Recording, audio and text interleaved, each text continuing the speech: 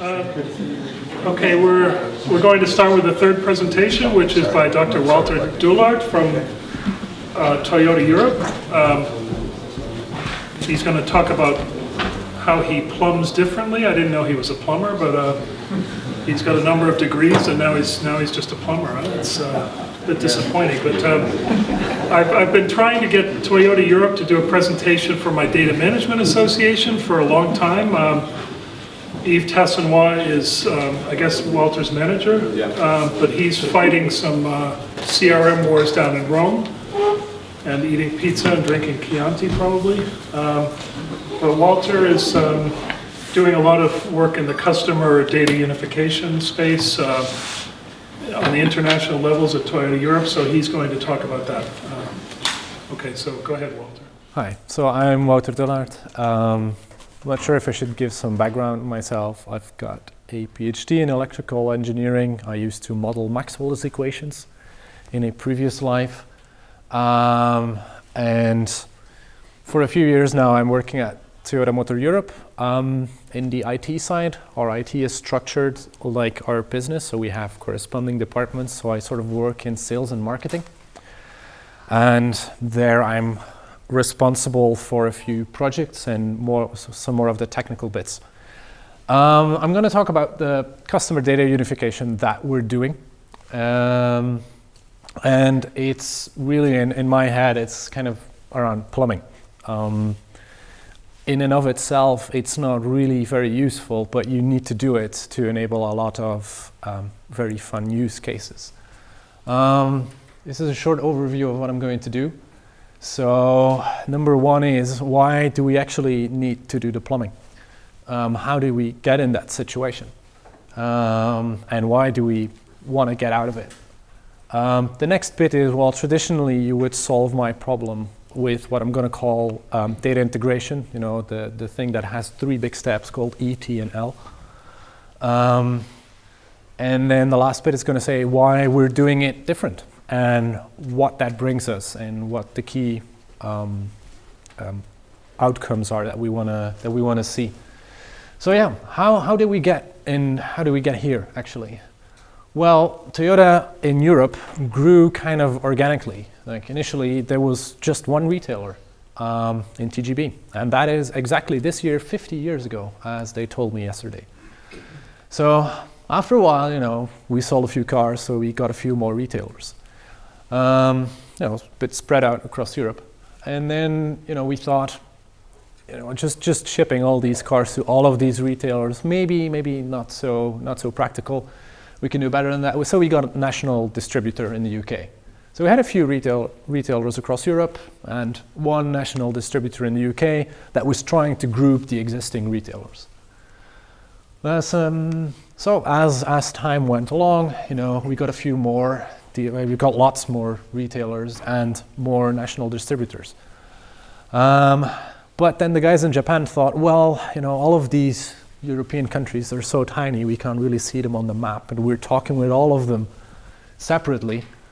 Maybe we should put something on top of that. So they created Toyota Motor Europe, which is the thing I work for.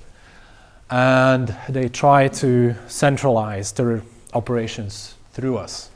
So they drew this big box across all of the distributors and retailers and called us Toyota Motor Europe. And so the present situation is that we have, you know, a lot of distributors, or in Toyota speak, NMSCs for national marketing and sales companies. And the big ones we actually own, so they're a fully owned daughter company of Toyota Motor Europe, but actually a lot of the smaller ones like Toyota Belgium, they're sort of franchised. So they have the right to sell Toyota in Belgium, but they're not owned by us. And then actually the retailer network sort of looks the same. Some of these distributors, they own the retailer network, but others, you know, they just have a few big franchises that they need to work with. And what this actually boils down to is that, well, there's this thing called Conway's Law, I think it is, and that says that your IT systems kind of look like your organizational structure. So all of these dots, you know, they all have customer data because they all interact with the customer in one way or another. So if we go through that, so the nice thing about it is that all of the customer data lives close to the customer. Because the most important thing when you're selling cars is that personal interaction. You know, if you like the sales guy and you like the support at this guy, you'll go back and you'll buy a new car. So, in fact, that's why we first had retailerships. So it's actually a good thing that it lives all there. But so, you know, because the retailer, he'll have the sales and he'll do the repairs and he'll have data on you to manage those things. And then the distributor, you know, they take a step back, but they also have a bit of customer data. So typically they'll get the national car registration data, which could be helpful for CRM purposes, or they'll do some national social listening. They manage a few other things as well. But increasingly, relevant data around the customer and what he's doing and what you would want to exploit in CRM activities is actually coming in through us. It's coming in centrally at Toyota Europe. So we actually have the platform on which all of the websites for all of the distributors across Europe run. So that's actually managed by Europe. And so we get the click stream of that. But we also get leads. So if you request a test drive, that actually first arrives on a server managed by us and then goes to the distributor and the retailer. We have a central warranty system. We have all of the car telemetry. Now, that is going to be big in the future. Right now, we have all of 10 cars on the road that send data to the mothership. So, working on it. So the question now is, how do we link all of that together? You know, so how do we feed this back? How do we actually which retailer should we contact? Actually, so somebody requests a test drive. Which retailer should I go to? Which one lives close to you? Obviously, the customer, he will add it in, but still, how do we link it all together? How can we give an overview of what the customer is doing in Toyota land? And so, to give you an idea of the scale of the problem, we went out and start counting the databases that have customer data. And so on the TME level and the retailer level, if we sum those together, we end up with roughly 270 different databases that have customer data in them. And that's before we actually get to the mess that is the retailer network. So what it boils down to is that if you do this the traditional way, as Ted said, if you do it with the Excel and you start mapping the columns, you know, you're gonna hit some bumps. It's not gonna work. And to drive that point home, I have a few slides on why it's not going to work.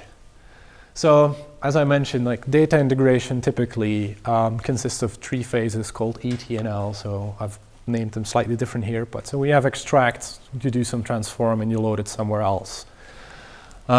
So for your extract and transform, you know, let's say you have 2 databases. First step is you need to map the headers. So that sort of looks like this. I've got one source, I've got another source. So this has 3 attributes, so let's copy them over in the output. This also has 3 attributes, but when you start looking at it, you know, this one, it's actually 2 attributes, and for some stupid reason, the developer decided to concatenate it in the database because on DB2, you know, these things happen. So you need to put this T box in the middle to split it out into different attributes. So all right, cool, we've mapped everything. Next up, you need to link the actual rows, the actual records that you have. Now, if you have a joining key between these 2, that will be relatively simple. But if, you know, these are 2 databases from competing retailers, there is not a joining key.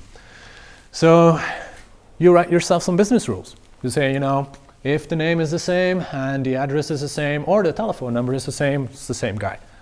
If the name's the same, what was this, telephone number, and you know the gender's not the same, they're definitely distinct, or you know you have a few of these rules for 2 sources, you can probably get your head around it. You'll end up with 4 or 5. It'll work well. You eyeball the result set. Everybody's happy. So this works. So your boss comes along, hey, that was a success. Can we also integrate the data from source number 3? So you say, sure. It starts to look a bit more, you know, it's a bit more spaghetti in the middle. You have to shuffle the data around a bit, but eventually you again end up with nice records, and then you go to your rules and you say, well, maybe I should adapt this rule a bit. I should add a term there. This doesn't work when I add in source 3, and you add 5 more rules that all interact, and we end up with a nicely consolidated data set. We're good. It's again, awesome success. So after some more time and some more sources, those rules, they start to look like this. And everybody gets a headache, it doesn't work, you start to feel like this guy. And so you basically say, stop, don't touch it. You put a glass box on top of it. We're not doing anything more, this is it. So yeah, you can get what I want to say is you can get some distance, but when you have 4, 5, 6 sources, it starts to break down. Actually, complexity adds on. Your rules become much more and more complex as you have more systems. The mapping becomes more difficult. Things start to break down. So it doesn't really scale. So the second bit now is, well, okay, we've consolidated everything. So we want to consume this data. So let's say that I have 3 different records, and I said I've identified that they're the same thing. They're about the same entity, the same person. So I've got 3 of those. I've got Bob Smythe, Robert Smythe, and Bob Smith. They're all the same guy. So his legal name is actually Robert Smythe. He calls himself Bob Smythe, and this was a typo that some dude made somewhere. So, but algorithm, when you look at it from the computer's angle, which one of those do I take? Which one do I retain in my output? And then actually once you do that, probably you want to know where it came from, but you've made this hard copy, because you do ET and L, so you've imprinted it in a new database, and you kind of lose all the pointers to the old thing. So where did that actually come from? I now have a new record, Robert Smith, but I don't know anymore how it links back. And then, I've got a typo in my slides. So then actually also what if multiple consumers have different requirements for this thing? So you're into the modern thing. You've got a web portal where your customers can register themselves. And so basically you want to feed that to this system because you want to that's nice information. The customer gave it to you. So you want to consolidate this, but you don't want to make a new data silo, so you want your portal to use that output. But now you actually risk showing the customer data, a different name than the one he entered. So basically what that means is that the portal always wants to see the data that it's supplied. But the sales system, they might want to see the name that was on the contract that you signed. You might have different requirements on how you want to merge these records depending on who's asking to see it. Now, for a big, you won't have too many of those. Most of the stuff that works with CRM, they'll have the same set of requirements on how you want to merge these. But once you want to use it in different of your silos, you'll end up with slightly different requirements on how to merge these things. So how do you handle it? Then how do you handle updates in the source systems? So in one of these source systems, actually my name gets updated to Robert. How do I propagate that through? Well, this is relatively easy. You basically run the entire mill again, but you need to be aware of it. It becomes more tricky when you decide what if one of these consuming systems, gets a new feature and it actually starts consuming, or it starts getting data from your customer. So you can make him a new source. So what happens when somebody actually knows that I'm reading Robert Smith, but I know it's Smythe? How do I tell this to you? How do I get that in my pipeline when he's consuming the consolidated set? So there's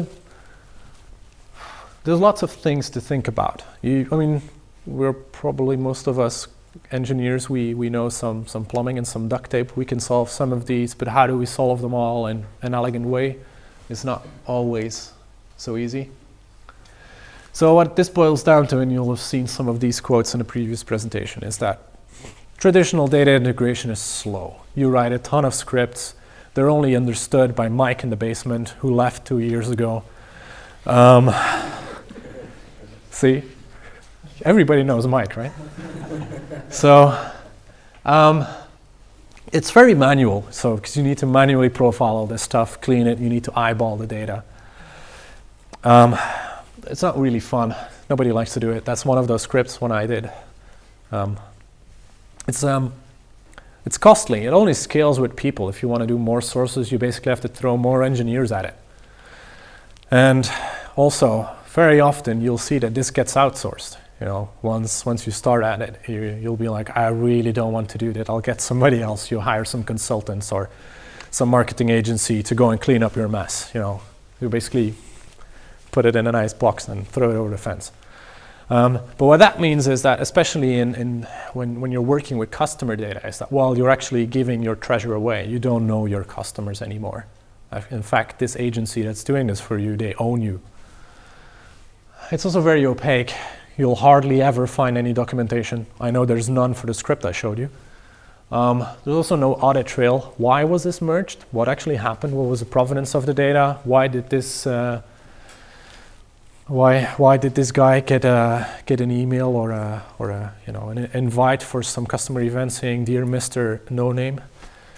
You don't really know. It's hard to debug. The last bit is it's inefficient. You know, even after we've done all of this, the results, they're not very good. It's low quality. We know this, but it's the best we can do, right? So it's also very hard to keep up to date.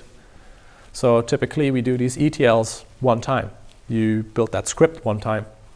You squish it, through the the meat machine, the mincer. And out something goes, and you put that somewhere else, and you do this once. Sometimes you'll run this daily or monthly. You run it through the mincer. But you definitely don't touch the scripts. You've done them once, and you're like, fuck, I don't want to touch this. But your inputs, they evolve. Actually, the profile on your input data, it evolves. So some of these rules you might have had, and which worked really nicely in the beginning, 2 years or 3 years down the line, as your systems evolve, they're really not valid anymore. So, what's the new thing then? What are we trying to do? So I've called it data unification this morning. I thought it sounded nice.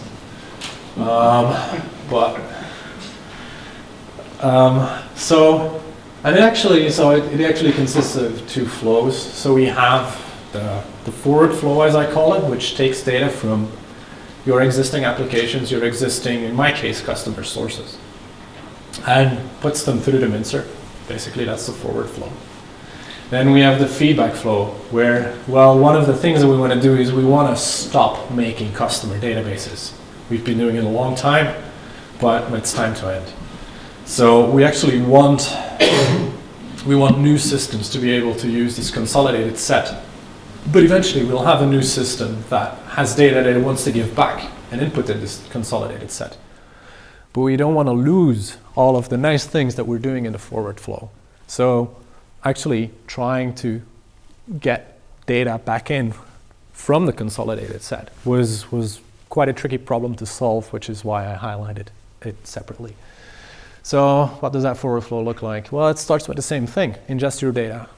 Actually, that kind of remains the same. You still need to go and fetch it from all your source systems.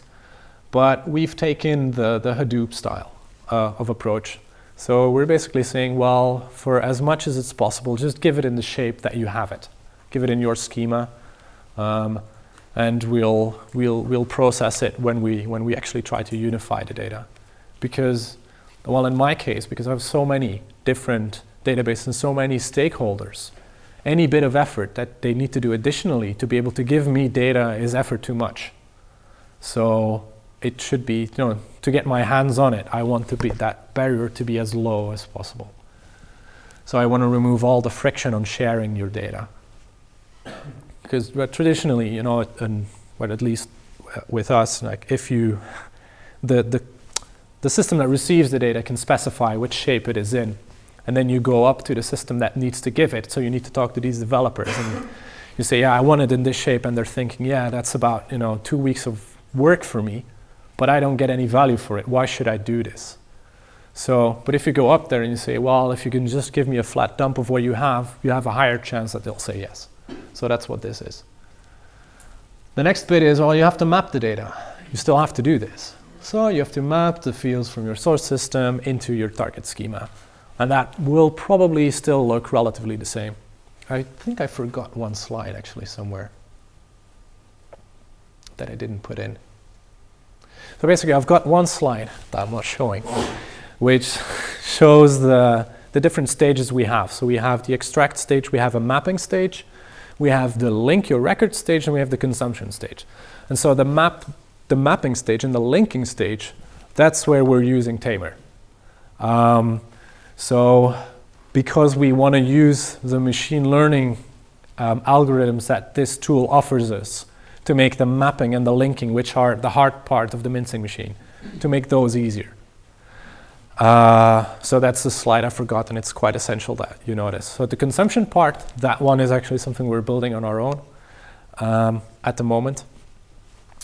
So for the mapping of the data, so initially you kind of still have to do some mapping. Like the first two sources you need to map. You need to do them yourself. You might even need to do a bit of transform, which the Tamer product does support. So for example, to get the shape of the date field similar across all of your sources, that's something you might want to do. But the nice thing about Tamer is it has machine learning. You know, it's machine learning assistant. So they have this nice little robot that's watching what you do. And so when you're mapping this first source, actually in the background, it's profiling all of the source columns that you have, and it's looking at how you're mapping them. And for the next source, it will offer you recommendations. That's here. So what goes here is, well, so I've actually mapped this one here myself, but I've got a new source, and I can now ask Tamer, well, give me some recommendations on which fields are here. And so it'll run a profile of all the attributes that you have in your sources. And it'll come up with, well, the distribution of this looks very similar to something I already know in my target schema. So, you know, it's looking very red. So I suppose that you make it the red attribute. And it's looking very green. So I propose that you make this the green attribute.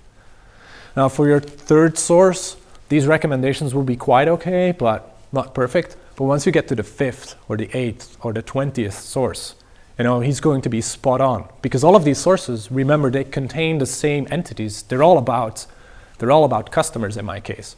You know, it's not, you know, we think it sometimes, but the customer is pretty much the same everywhere. It's not like it looks like a squid in Spain and, you know, an eagle in Norway.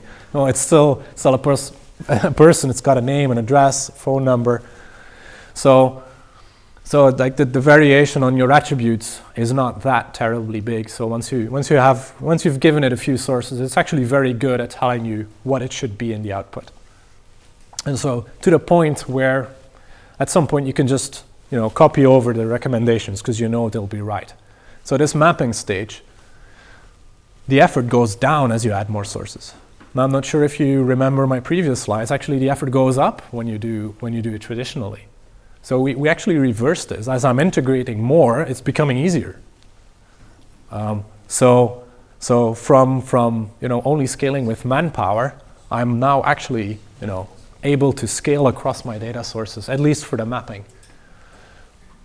So then we get to the link the data. So and this is where the real power of the Tamer tool comes into play. So they use machine learning to figure out all the rules that you would previously do by hand.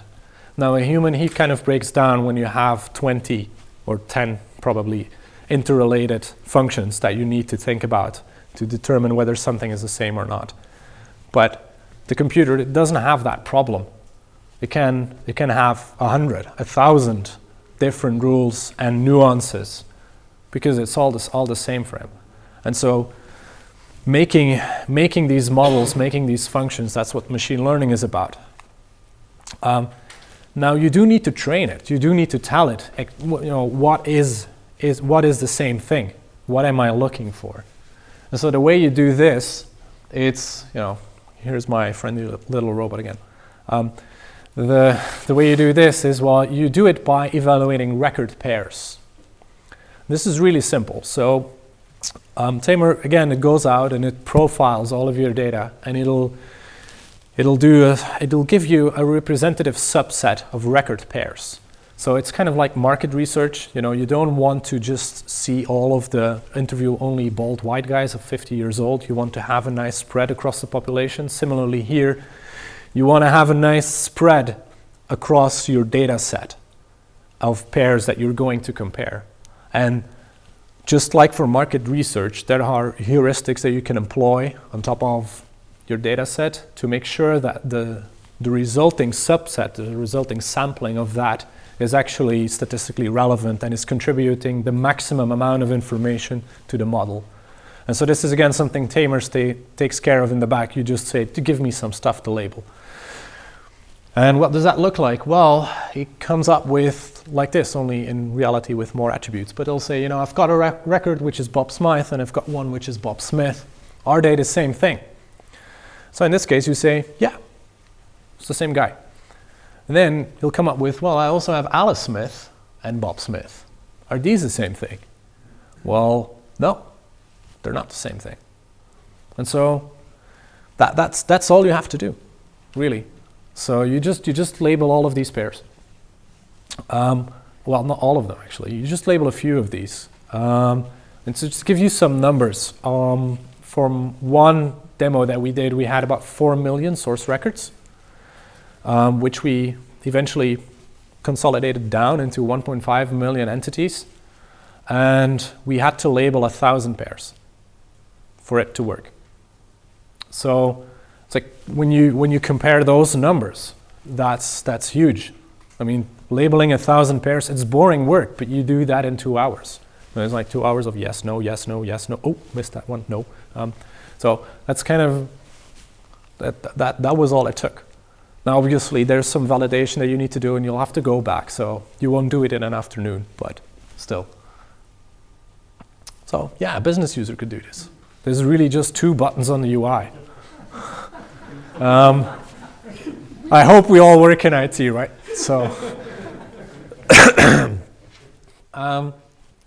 but actually, the reason this is on here, I don't want to very intelligent people in the business across all the industries, but in fact, that's actually the point why you want them to do it. I'm the IT guy, and I speak a few languages, and I can probably identify similar customers in Belgium and France and the UK and the Netherlands and Germany. But once I get to Russia, seriously, I don't know. Are these two the same? I can't even read the damn name. That doesn't work. I cannot do that job. And in fact, even the IT guy that was responsible for writing the scripts, now he's obviously profiled the data a lot. He knows a lot, so he can be one of those data experts that labels. But you don't just want one guy, you want multiple opinions. And very often you'll find that, for example, in my business, the guy who really knows the customer, that's the retailer. So in fact, I want to give this to my retailer network. And I want to send those pairs to my retailers to label. And ask them, is Bob and Alice, are they the same? And you say, yeah, no, they're not the same, but they're married and they have a dog. They know the customer up to that level. That is where your knowledge is. But, you can't have them write scripts. You can't have them, if the UI has 20 different fields on it, they'll sort of freak out. But they can't click 2 buttons.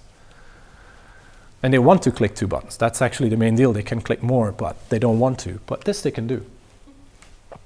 And then the next thing is, we can now also, because it's very easy, to add information to the system, we can regularly train new pairs as I add new sources, as the profile of my existing sources evolves. I can keep my model up to date, because all it requires for any individual expert to do is label 5 or 10 more of these records, and boom, my model is back up to date. So every now and then, like once a week or something, these experts, they will get a mail and they'll label 5 of the records, and your unification model, it stays up to date. You get high quality results all the time. And that brings me to the final bit. So now I have my really nicely consolidated data set. So, and one of the things that we want to, like I mentioned before, want to stop doing is create new databases for customer data to live in. But it does bring a bit of of a problem with it. Because, well, I have my existing sources. I work for a very big enterprise, and these big sources, they don't go away. I'm not sure. I missed the census on who works for what, but if you work in any multinational enterprise, I'm pretty sure you have a database that's been around since 1965, and that's still in operation right now.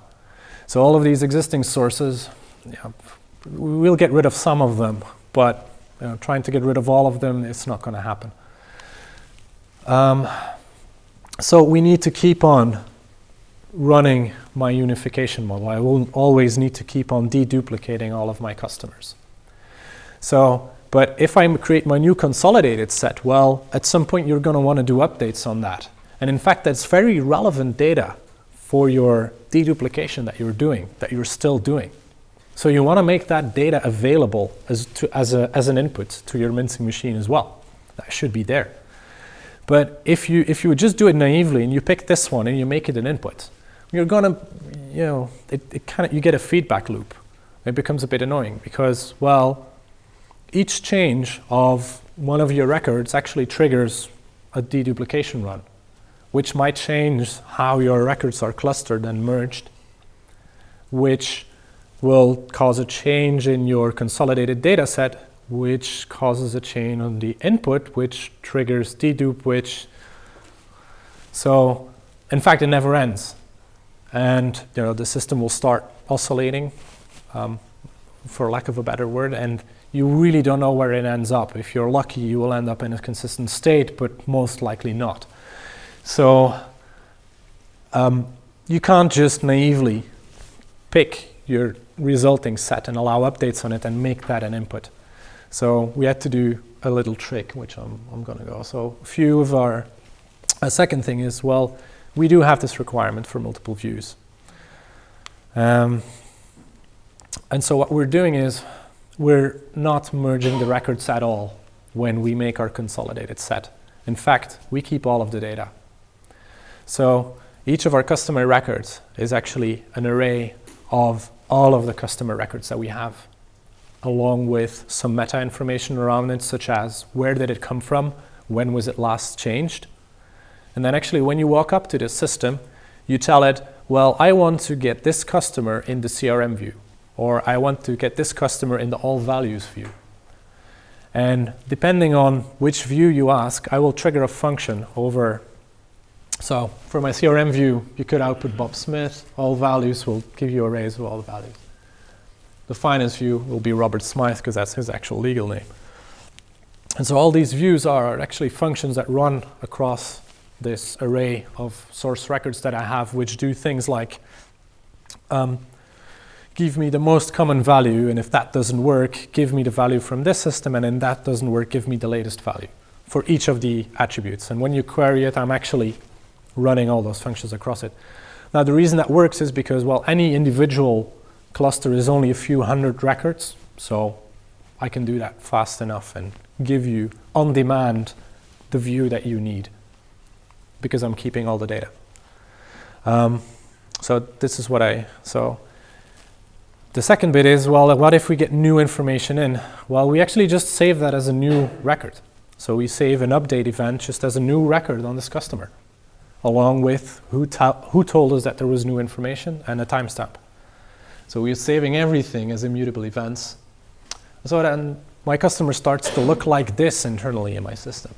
So it sort of looks like I've got a Bob Smythe at T0 and it came from the sales system. I've got Robert Smith at T-1, it came from the portal. I've got Bob Smith again at T-3, I think, T-2. And it also came from the portal, so this is actually a name update in the portal. I've got Robert Smythe at T-10 from the finance system. And so, in fact, my customer now becomes a group by record ID, and the record ID is given to me by Tamer, because that's the cluster ID that Ted showed you. That's my record ID. And if you do that group by, you get this view, and you get this representation, and that's what you can use to consolidate. But to make it available to the Tamer application, I'm actually doing some sort of a pivot on this. So I create a pseudo source by each of these providences, by each of these origins. And I'm putting all of these events into those sources. And then they start looking like this. I have a pseudo source called sales, portal, and finance. These are not actual databases. They're really just the origins of systems that gave me updates on my system. But I'm making them available as sources to Tamer. And each of these are actually the event IDs. They're not actual records, they're events. And so I've done a group by provenance here. And what this gives us is, well, if now Tamer decides to reshuffle some of these events because it finds that, well, these two guys are the same thing and I'm going to put them together, that actually doesn't trigger a change on my inputs because all of my events are still the same. They still have the same origin. It's just that one attribute, the record ID, changes and my group by in the other view will change, but the inputs to Tamer don't change. And I break my feedback. And this way, I can get new information from on my consolidated data set, and I can just write it to it, and then asynchronously make it available to my deduping machine and run a dedupe on it. And should things change, and they probably won't, but should they change, I just move the events to a different cluster, and that's it. So that's this bit. So the machine learning model will group these events into clusters. Right on. So that's my final slide, or so, almost. So the thing we've built is it can integrate our legacy sources, which are going to be for as long as I live, probably. It scales well as a function of sources because the machine learning takes care of all of the hard bits, the annoying bits of linking them together. In fact, the workload to integrate a new system onto this is lower than it was for the previous system. I get a very good scaling characteristic. It obtains the knowledge where it resides. So I can give this to business users. I can give this to my retailers, and I can get their knowledge on the domain, on the customers, and have them train the model. It supports these multiple views because we have so many of these customer databases. I need these multiple views, and it allows me to do that. The next thing is I can stop creating new customer databases. Hooray.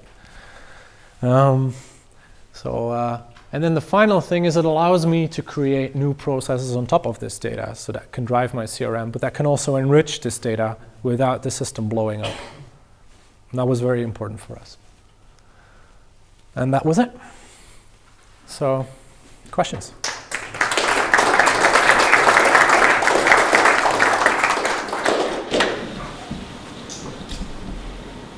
You group your original data in like people that are most probably, facts about probably the same customer, like your Robert Smith and Bob Smythe, and that's a simple grouping of like, these are in one cluster, and it's like 100% between these two and 0% with the rest. But what if it's like, there's a 95% chance or 85% chance it's the same one as Bob Smythe is the same as Robert Smith, but there's also a 60% chance it's the same as Robert Smythe somewhere else.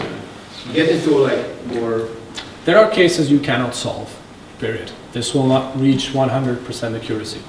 So, in fact, you cannot do that. So, when I go and sell this internally, that's the number one thing I say. If you expect this to give perfect results, we should stop now. It won't. And the traditional approach also won't. Now what you're describing is actually the clustering problem. That's not, mathematically, that's not a simple problem. Like you said, well, if I have, there's a whiteboard. If I have a lot of dots, let's say it's two-dimensional because this is actually n-dimensional with n being your attributes, so it becomes a bit more complex.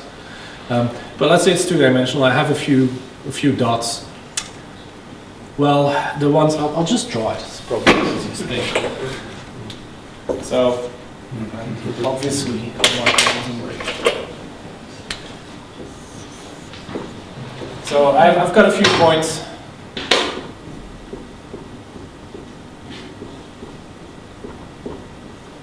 So, when you eyeball this, you'll say, well, this is probably a cluster. This is probably a cluster. But should I include, where do these go? Right? So And that's a clustering algorithm. And so what you'll find is that there's lots of really nice literature around how this goes, but you will always have a few where it doesn't work. In this case, Tamer will just make a decision. There are systems out there, by the way, that work with a double threshold, where it says, well, if it's below this, they're definitely different. If it's above some other number, it's definitely the same. And the ones in the middle will go out and I'll ask a human. Tamer doesn't work that way. So it will make a decision for you. Now, if you find out that a certain category of records are continuously mislabeled, you can go in and train it extra. But it's a design decision these guys made. And so actually for the clustering, I'm also relying on them implementing the right math. But there's definitely algorithms that do this. And it's also nice that you can rely on people who studied this at university for a living for quite some time, rather than having some guy who, you know, did his last algorithmic course in the first year of university and then did programming, try and build this on his own. So that's also one of the reasons why we went out and bought Tamer. Because a lot of these machine learning algorithms, they're available. You can find them in papers. You could implement them yourselves if you want to. And you can implement a few of these and you can weigh them together. But do you really want to do that? Or do you want to buy that expertise outside? For your case, you might want to do that. We decided that we'd rather source that in. So what I'm saying is I'm relying on the tool, and it will always come with a decision, but it might be wrong, and you should validate. And if you find that it's not good enough, you should go in and train more. But you must accept false positives and false negatives. I was aiming at something a bit different. You said that this is like it's 100% or 0%. Ones in the left cluster are 100% linked and 0% with the rest of the. You might have more information if you say there is a small distance with those and a bigger distance with this one. And but that's the design. That's actually what I said. It's a design decision that they made, saying, well, we won't expose that uncertainty internally. Actually, this thing, there's no 100%. It's never 100% the same. It's always with some likelihood. It's just if the likelihood makes the threshold, I merge them. If it doesn't, I don't. But it doesn't expose this to you. So it's binary from the user perspective, but internally there is this uncertainty. But it was their decision not to expose it. So you don't have to care about it, and I have to trust it, basically. Also, did you get any legal issues by combining this data and enriching it, basically? So yeah, sharing customer data around is tricky. So yeah, our legal department had a field day when we started this. But actually, so far we haven't run into any issues where people complained, "Oh, you've merged me with the wrong guy." No. No. In a sort of data strategy context, I mean, you're talking about trying to get this mess in order, really. Huh? Yeah. You know, to plumb it, to get some stuff out of it. But isn't the end goal, like, let's say, a couple of years down the road, to get rid of a lot of these data sources, or to clean up, the things that are really crappy legacy that you shouldn't be dealing with in the first place, or? Yes. But realistically speaking, it's going to happen for some. It's not going to happen for all of them. Some of these systems, they have they stick around. And so for me, when I put on my architecting cap, I'd like to get rid of some of these. I'd like to get rid of all of them, but I have to accept that I cannot. So I have to design for the fact that there will be multiple ones. Especially given, if you think back about my first slides, is we don't own all of these companies. Yeah. So the ones we own, we have a bit of a, we're trying the carrot approach, but we have a bit of a stick to hit them with if it doesn't go the right way. Yeah. But the ones we don't own, there's just the carrot. Yeah, you can't do much. Right. Going further on that comment, you work with fully owned companies and more distant companies. Mhm. How do you convince the other ones? You say the carrot, but if I were a distributor, I wouldn't be that keen on actually sharing my customers' data, even if it's with a good company. No, and they're not. They're not. This is a very hard, basically political problem that we need to solve. So, in fact, so I didn't highlight this actually. So I focused on the plumbing, on the underlying foundational work that we had to do to consolidate the data. I took a bit of a high-level architectural view. So, but what actual sales pitch is, like, we have sources of customer data as well. So, like I mentioned, we have a common platform for the website, so we get lead information in, we get click streams in from the website, we have the warranty information also comes in via central system. We have some sources that these distributors want. Now they have access to the individual sources, that's not the problem, but we can link the customers that live in these sources with their customers, and therefore enrich their view on the customers with data that we have. And that's the carrot. So when they get on board of this program, we will link up the customer portal, which is also a centralized development. We will link up the lead capturing of the website. We will link up the warranty system with this system. So those will be sources that are already there, that will be linked, and that will greatly enrich the data that they get out of this and that they want to use in their business processes. And that's a very big incentive.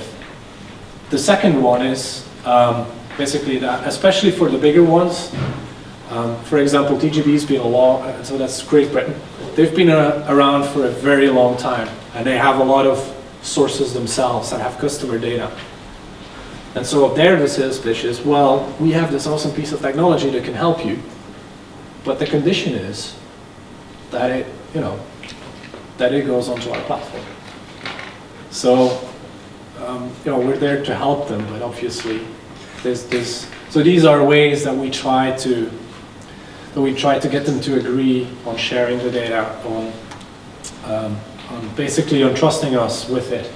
And the main point is that we try to offer some out-of-the-box integrations that bring value for them right off the bat. And so we're very much focusing on that when we shop it around.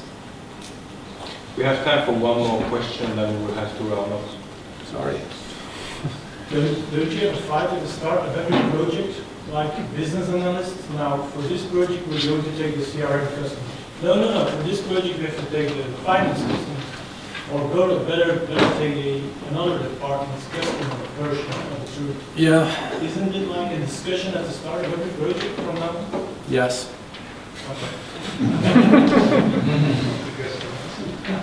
It's the problem is that just having one won't cut it. So, and by having some of these views, I'm making it their problem rather than my problem. Because otherwise seriously, otherwise they'll just come in and they say, well, this doesn't work for us. Yeah. We don't want to see that name. This won't work for us. You go play somewhere else. So, but yes, that is definitely, you fix some problems, you create some problems. So in 2 years' time, I'll be explaining that one. Cool. Well, thank you very much. Thank you. I'd like to thank also Peter, who disappeared, but for organizing this event. Like always, if you have a good topic that you want to share with us, we'll be happy to host you. We'll be happy to support you and to distribute that information to all our members. So thank you once again, Wouter, for this excellent presentation. Thank you to Mr. Janssen for the presentation, to the person from Thema also, and to Peter, and it's not back yet. So see you next time. See you next week on Thursday night at the VUB. Thank you. Bye.